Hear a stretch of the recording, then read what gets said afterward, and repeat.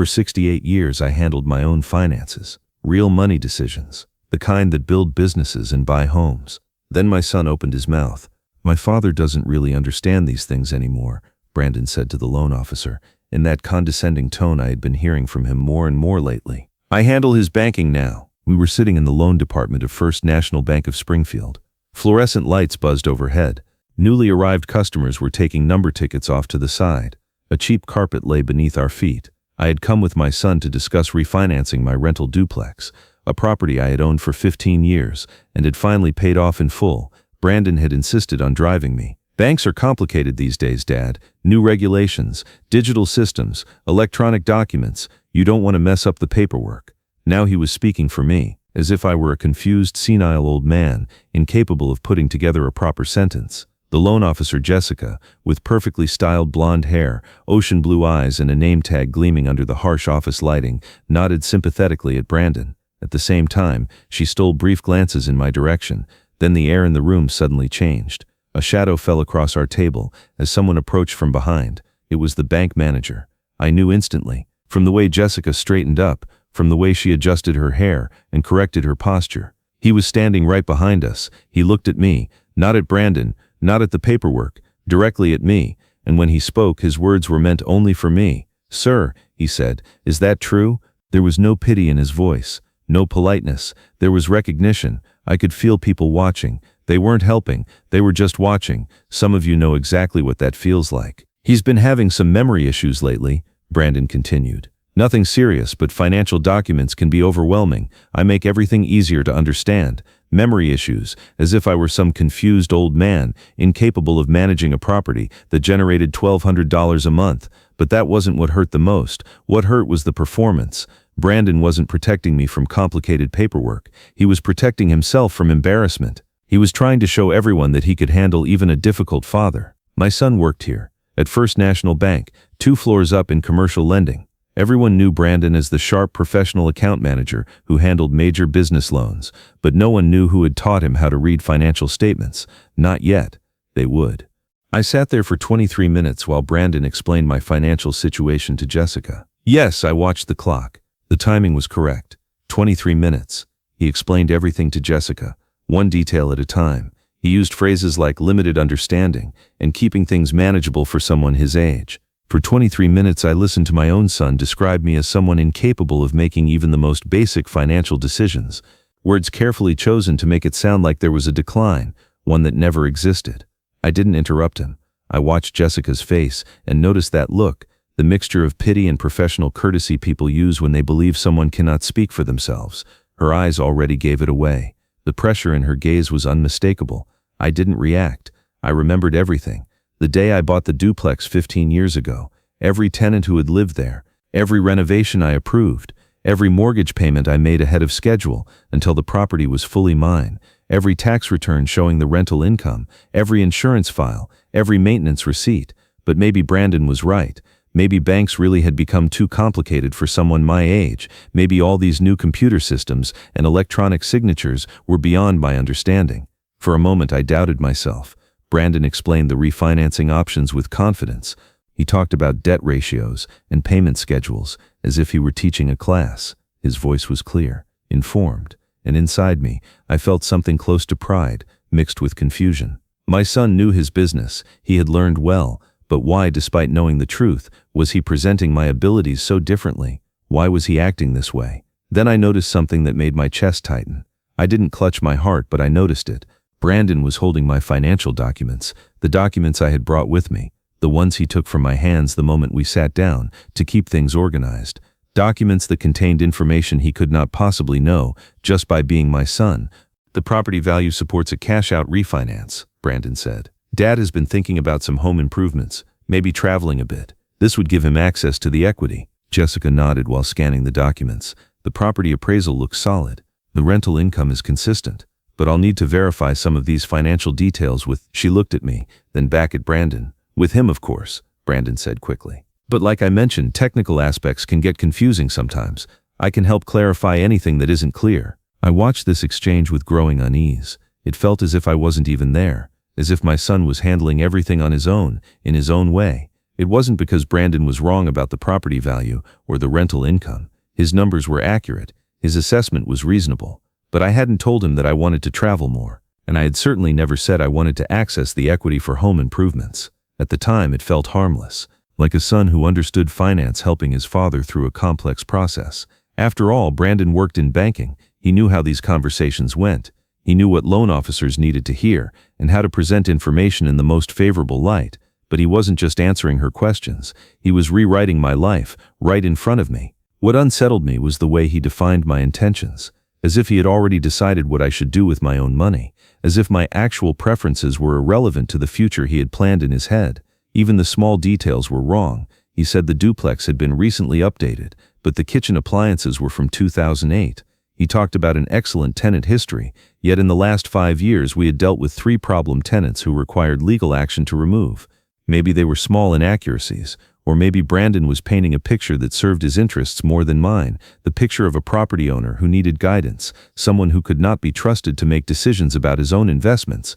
Were the problems really increasing, or was I watching a scenario he had already written in his mind? At the time I couldn't tell, until I'll continue. I've prepared some preliminary paperwork, Jessica said, pulling forms from her desk drawer. Standard refinance application, income verification documents, asset documentation, and since you're the co-signer on the account, Brandon, you can help with the details. Co-signer. I felt my face flush. I did everything I could not to show my shock. On my own refinance application, I wasn't listed as the primary account holder. I was the co-signer. Brandon was listed as the primary applicant. There may be some confusion, I said, speaking for the first time since we had sat down. This is my property. This is my loan application. Jessica looked at Brandon, wearing that patient smile people use when they're dealing with confused elderly relatives. Dad, we talked about this. Don't you remember? Brandon said. Given your current situation, it makes more sense for me to be the primary applicant.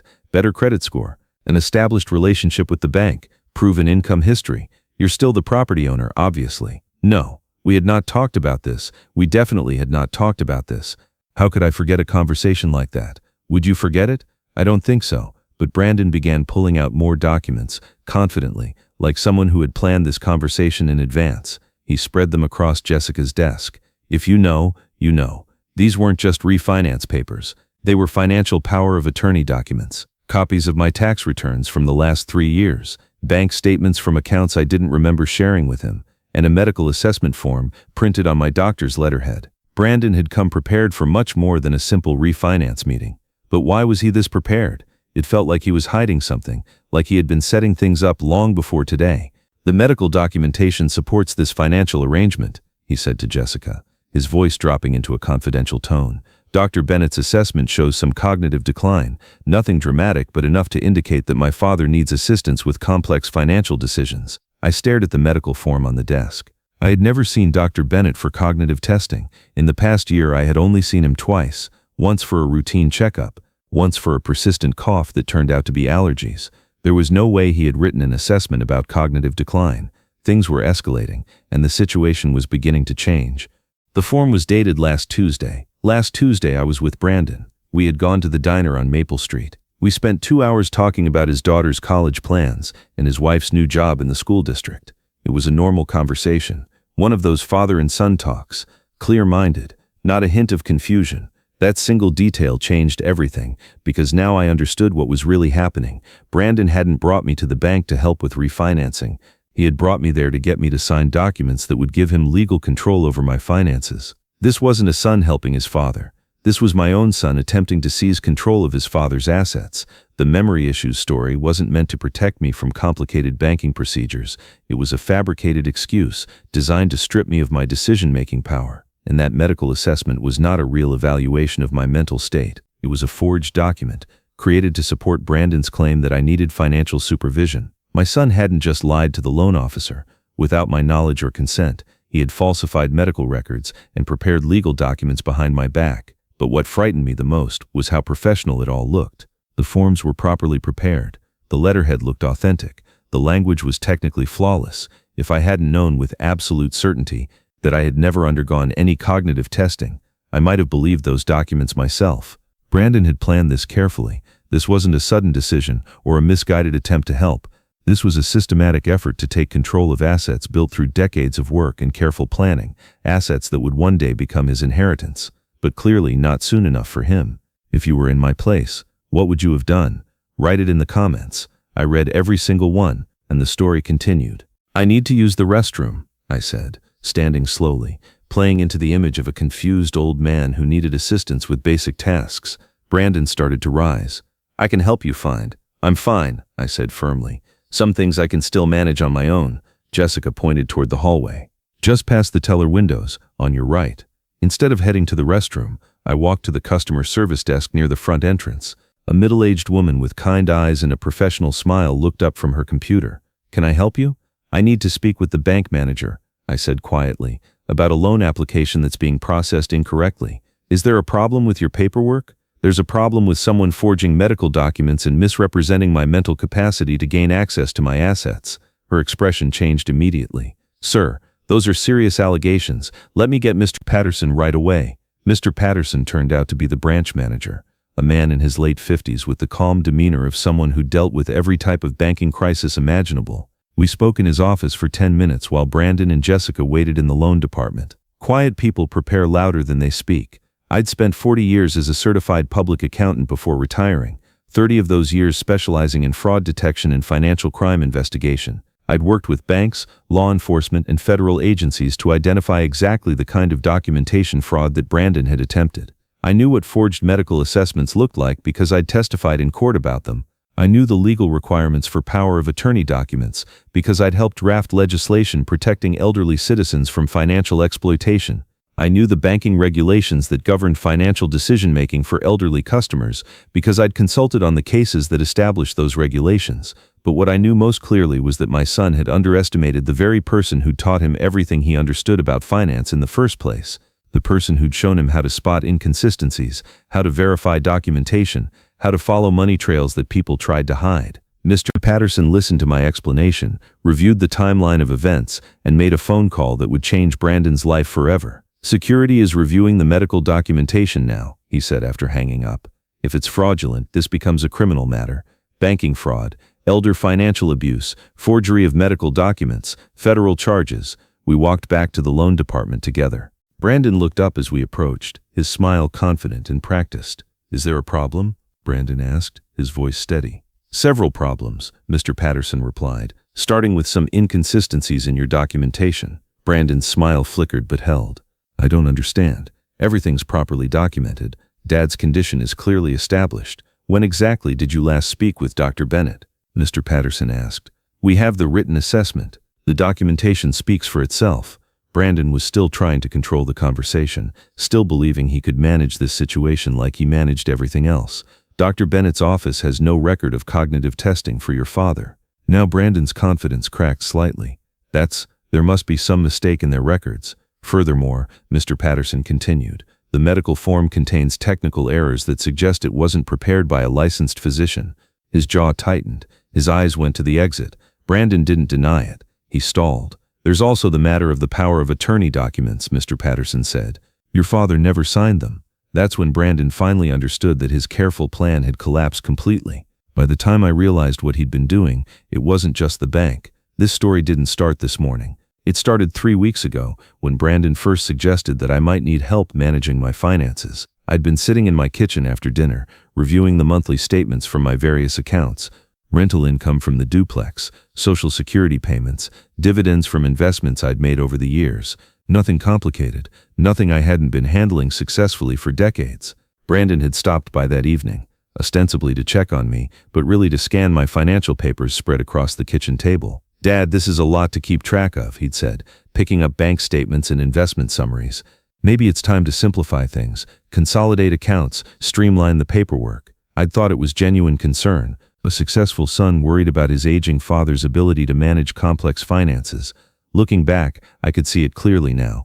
The way his eyes had moved across the documents, calculating values, noting account numbers, memorizing details he had no legitimate need to know. But now I understood it had been reconnaissance. Brandon had been gathering information, learning about my assets, calculating their value, planning how to gain control over them. The medical assessment wasn't the first fraudulent document. Over the past 3 weeks, I'd signed several papers that Brandon had described as routine updates or tax documentation, forms I'd trusted him to handle because he worked in banking and understood these things better than I did. I'd been signing things without reading them. That was the trap. Forms that I now realized had probably been designed to establish a paper trail of confusion and incapacity that would support his eventual power grab.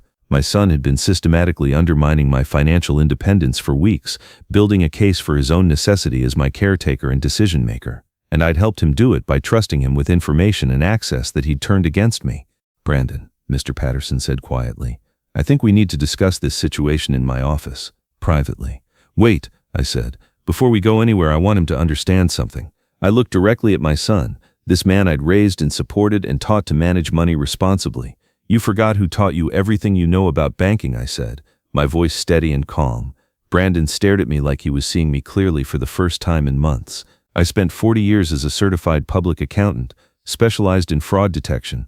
I've investigated more cases of financial documentation fraud than you've probably heard of." The loan department had gone completely quiet. Even Jessica had stopped shuffling papers. "I taught you how to read financial statements when you were in high school, showed you how to calculate debt ratios and assess credit risk, helped you study for your banking certification exams." Brandon's face had gone from pale to gray. "You forgot who raised you," I continued. "Who supported you through college, who co-signed your first apartment lease, who gave you the recommendation that got you hired at this bank in the first place." Mr. Patterson was taking notes, but I could see him listening intently to every word. "But most importantly, you forgot that the person you're trying to defraud is the same person who taught you that fraud always gets discovered. Always. Because people who commit financial crimes almost always underestimate their victims." The truth was simpler than Brandon had imagined, and more damaging than he'd feared. My son had tried to steal from someone who'd spent 4 decades catching people who steal. Someone who knew every trick, every forged signature technique, every fraudulent documentation method that he'd attempted.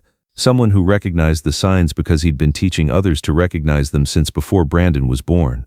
Brandon was arrested that afternoon. They didn't arrest him in front of everyone. They escorted him out quietly. The charges were exactly what Mr. Patterson had predicted: banking fraud, elder financial abuse, forgery of medical documents, and attempted theft by deception. Federal charges that carried serious prison time and would end his banking career permanently.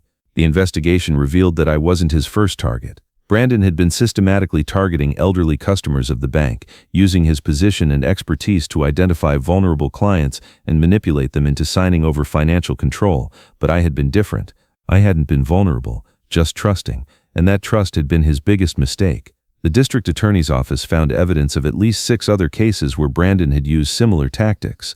Forged medical assessments, fraudulent power of attorney documents, manufactured crises that required immediate financial intervention. All of it had worked until he'd tried it on someone who actually understood how financial fraud operated. Jessica kept her job, but barely. The bank implemented new protocols for elderly customer protection and mandatory verification of all medical documentation related to financial decision-making capacity. As for me, I refinanced the duplex without any assistance, handled all the paperwork myself, met with the loan officer alone, signed documents that I'd read and understood completely. Because the truth about people like Brandon is simple: they're not protecting you, they're protecting themselves from the embarrassment of having family members who might complicate their professional image, or the inconvenience of waiting for inheritance that they'd rather access immediately. Experience doesn't announce itself, it waits. Today I still manage my own finances, still own the duplex, still collect rental income, still make investment decisions based on 40 years of professional knowledge and careful analysis. Brandon will be in federal prison for the next 3 to 5 years. He'll never work in banking again. Sometimes the most dangerous person in your life is the one who thinks they know better than you do, who believes that age equals incompetence, that trust equals stupidity. But sometimes the person they're trying to fool is the one person who spent a lifetime learning how to catch people exactly like them. Justice doesn't shout, it just waits. Some of us are older, but we're not blind.